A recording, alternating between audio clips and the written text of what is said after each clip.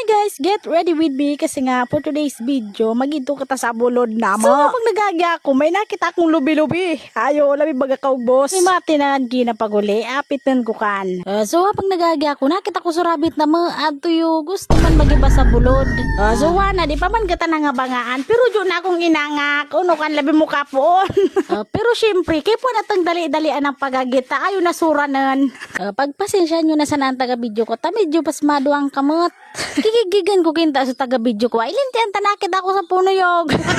So nagpahingalo muna kita. Grabe na bagang katatanglayan ka dito. Nagtarang tukad. Nim, nakabot manggilin baga kita sa mamais ni Madiris. Diba? So ran yun taraw kung pwede na pusuan basang kan mais ni mama. Tibad basang makatana. So bago kita magriparo kung may puso na sa mais ni mama, ayo pangilala ko muna sa mga kandidato na nangampanya sa mamais. Kung makita nyo, lukop ba ganing tarpulin kan mamais ni mama? Grabing taga-suporta.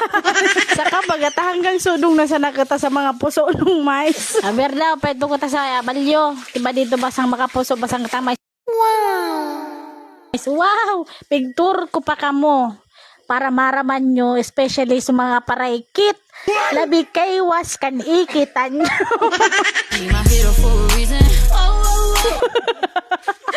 So, mga diretso na kita sa kubo ni Madiris. So, andito na tayo.